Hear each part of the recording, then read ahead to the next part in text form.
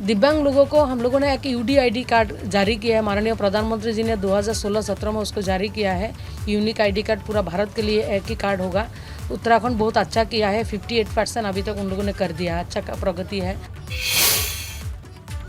इधर काशीपुर में एक साथ शहर के 3 बड़े ज्वेलर्स को धमकी भरी कॉल आई है। एक सराफा कारोबारी की रंगदारी की धमकी मिली है। बताया जा रहा है कि शहर के एक बड़े ज्वेलर को उसके मोबाइल पर कॉल आई है और कॉल करने वाले ने बताया कि वो पंजाब से बोल रहा है, लॉरेंस बिश्नोई का आदमी है और धमकी देने वाले ने ही कहा है कि अगर कारोबारी ने शाम तक 30 लाख रुपए का इंतजाम नहीं किया तो उसे गोली मार दी जाएगी।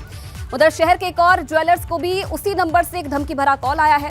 कॉल करने वाले ने अपना नाम गोल्डी बरार बताया और उसने 50 लाख रुपए की रंगदारी मांगी है। इसके साथ एक और ज्वेलर्स को भी उसी नंबर से कॉल किया गया और कॉल करने वाले ने कहा कि वो मोगा जेल से बोल रहा है और उसने भी 50 लाख रुपए की रंगदारी मांगी है।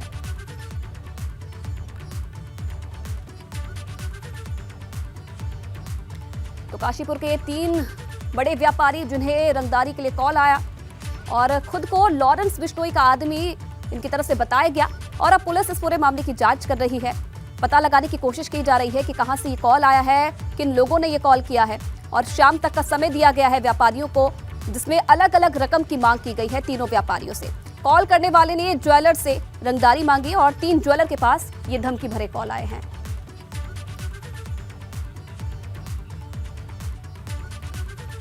तो काशीपुर के 3 ज्वेलर हैं जिनके पास ये धमकी भरी कॉल आई है। ज्वेलर से रंगदारी मांगी गई है। किसी ने 50 लाख रुपए की मांग की है तो किसी ने 30 लाख रुपए की। अब जो ये व्यापारी हैं पुलिस थाने पहुंचे हैं, शिकायत पूरे मामले की गई है और अब पुलिस पूरे मामले की जांच कर रही है।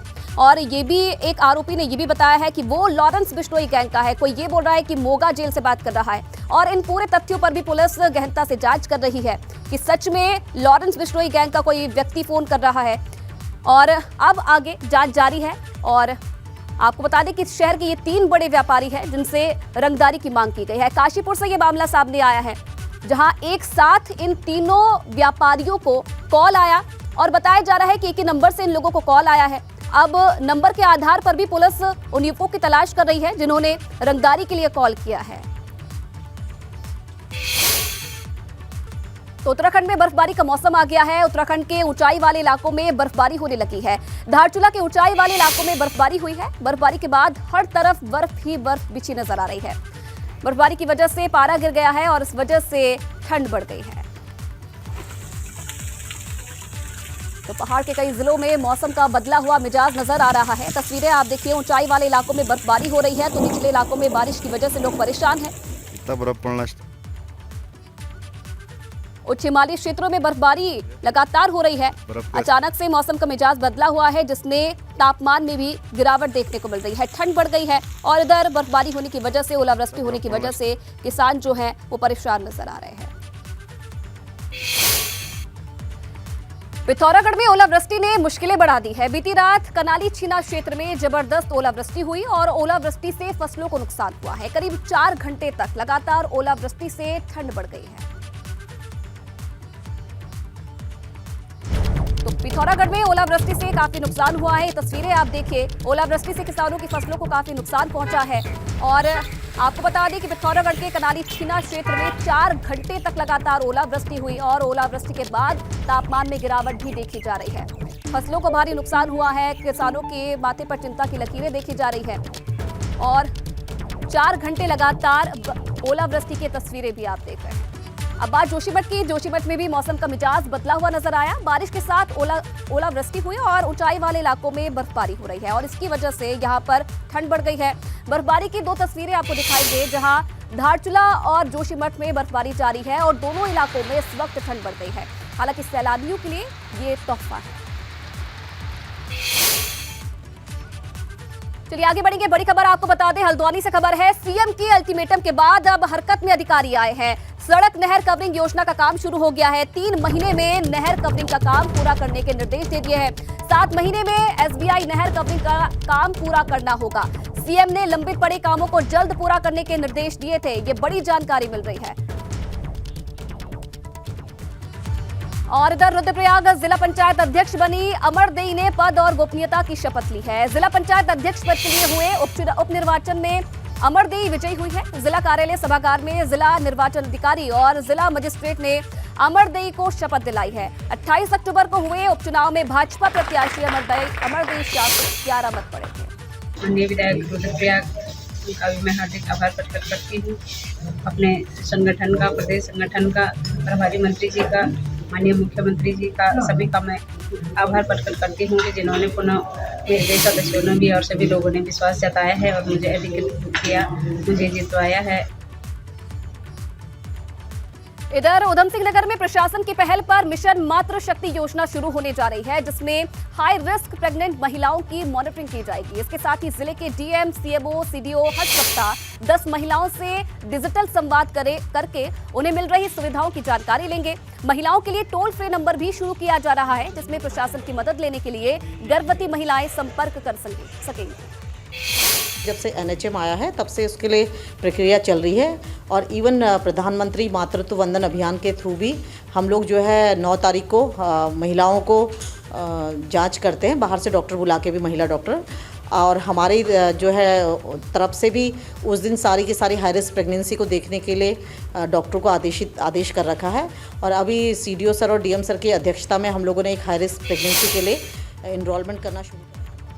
तो 9 नवंबर को उत्तराखंड राज्य स्थापना दिवस है, जिसकी तैयारियां चल रही है। पौड़ी में भी प्रशासन की तरफ से स्थापना दिवस कार्यक्रम की तैयारी की जा रही है। रामलीला मैदान में स्थापना दिवस कार्यक्रम किया जाएगा और सभी सरकारी दफ्तरों में 7 नवंबर से 9 नवंबर तक रंग बिरंगी रोशनी से सजावट की जाएगी।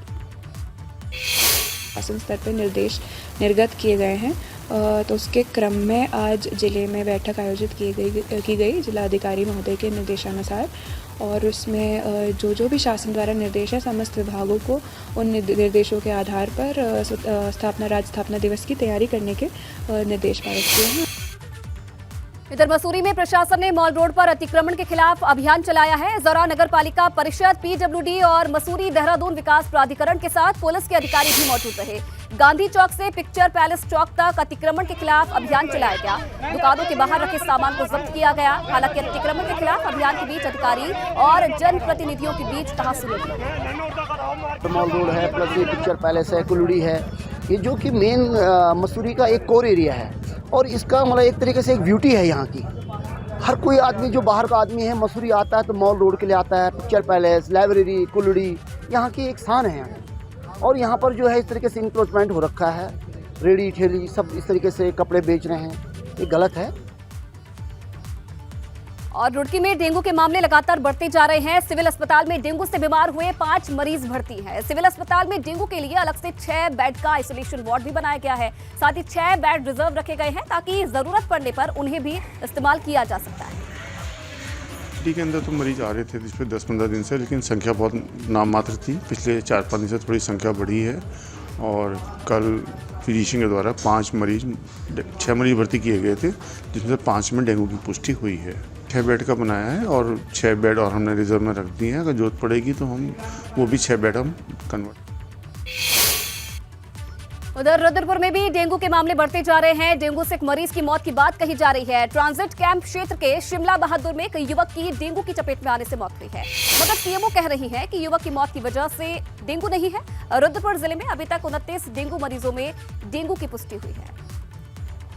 उधम सिंह नगर में 29 रिपोर्ट हुए हैं डेंगू के केसेस अभी तक में, और थोड़ा सा दिवाली के बाद बढ़े हुए हैं। अभी तक स्टेबल था। एक जो मौत हुई है उसके बारे में हमें भी अभी पता चला है, हमारे वेक्टर बॉर्न डिजीज़ के ऑफिसर ने बताया है। वो मौत डेंगू से नहीं हुई है, उसका प्लेटलेट काउंट गिरे हुए थे और उसका एलाइज़ा नहीं कराया गया था। जब तक एलाइज़ा पॉजिटिव नहीं होता हम डेंगू की रिपोर्टिंग नहीं करते हैं। जो उनकी डिस्चार्ज स्लिप है उसमें उनको encephalitis with dengue like symptom लिख के उन्होंने उसको अपने आप ही, वो लोग शायद रास्ते में रेफर ले जा रहे थे। गुजरात में झूला पुल के टूटने के बाद उत्तराखंड भी ऐसे पुलों की सुरक्षा को लेकर अब सवाल उठ रहे हैं। सवाल ये है कि ऐसे ही झूला पुलों से लोग सालों से आवाजाही कर रहे हैं और ऐसे में इस बात की आशंका हर पल रहती है कि कहीं कोई बड़ा हादसा ना हो जाए। तो गुजरात के मोरबी में जिस तरीके से झूला पुल टूटा, उसके बाद अब उत्तराखंड में भी अलर्ट है। उत्तराखंड के कई पुलों पर अब नजर है। मुख्यमंत्री की तरफ से भी आदेश दे दिए गए हैं ऐसे पुलों की लिस्ट बनाने की जिनकी हालत जर्जर है।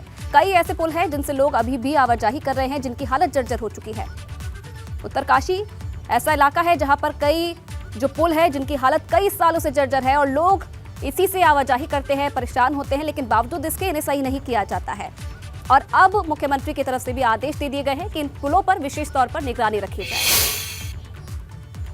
तो गुजरात में पुल गिरने की घटना के बाद से उत्तराखंड में लोक निर्माण विभाग भी सतर्क हो गया है। सभी चीफ इंजीनियर से प्रदेश में पुल और वैली ब्रिज की रिपोर्ट तलब कर ली गई है।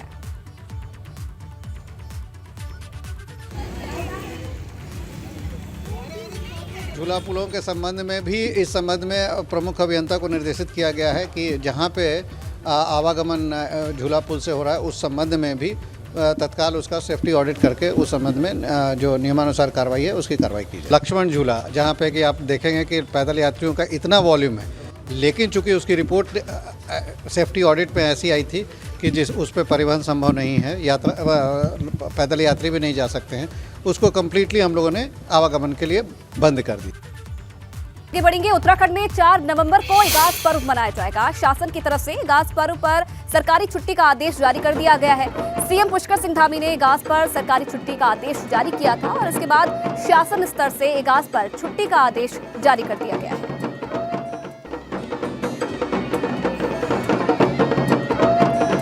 4 नवंबर को पूरे प्रदेश भर में इगास पर्व मनाया जाएगा। सीएम पुष्कर सिंह धामी की तरफ से आदेश दे दिए गए हैं और आज छुट्टी का ऐलान हो गया है। 4 नवंबर को अब इगास पर्व प्रदेश भर में मनाया जाएगा।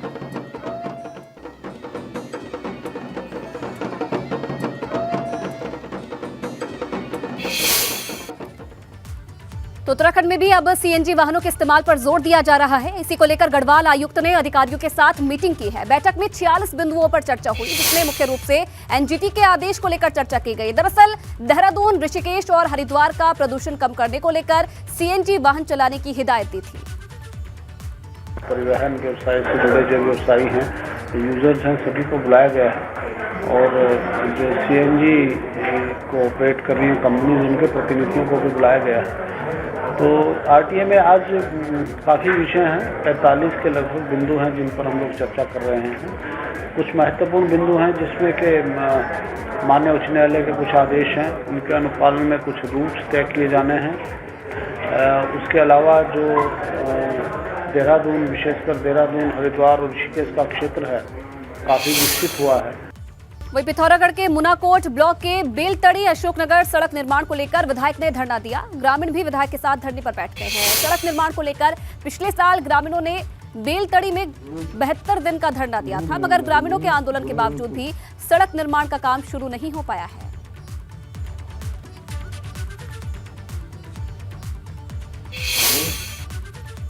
वहीं रुड़की में उत्तराखंड किसान मोर्चा के बैनर तले सैकड़ों किसान अपनी कई मांगों को लेकर तहसील में धरना प्रदर्शन कर रहे हैं। किसानों ने आरोप लगाया है कि पेराई सत्र शुरू होने वाला है, लेकिन अभी तक सरकार ने गन्ने का भाव घोषित नहीं किया है। किसानों ने गन्ने का भाव 500 रुपए प्रति क्विंटल घोषित करने की मांग की है। किसानों ने कहा है कि हरियाणा और पंजाब में गन्ना मूल्य घोषित कर दिया गया, लेकिन उत्तराखंड में किसानों को गन्ने का भाव नहीं पता है।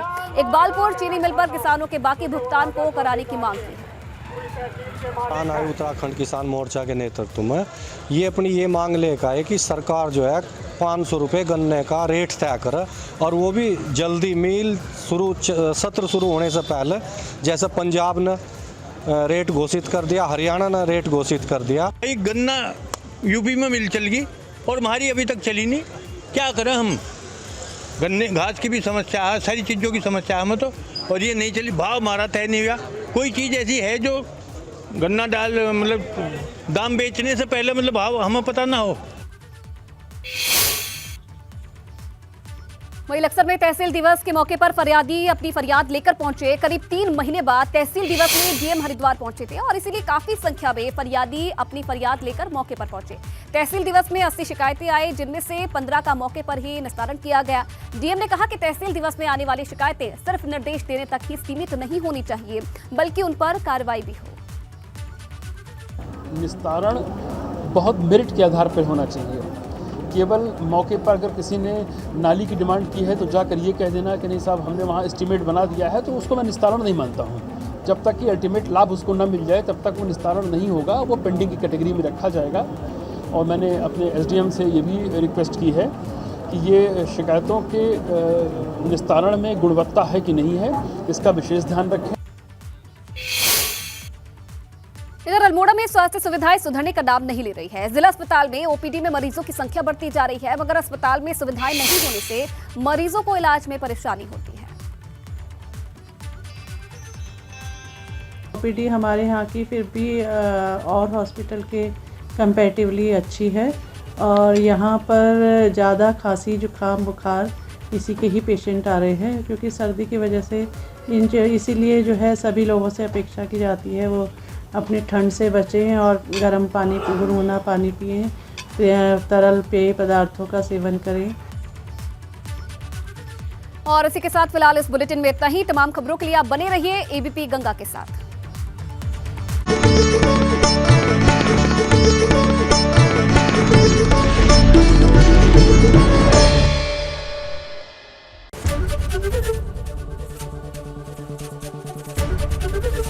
एबीपी गंगा, खबर आपकी, जुबान आपकी।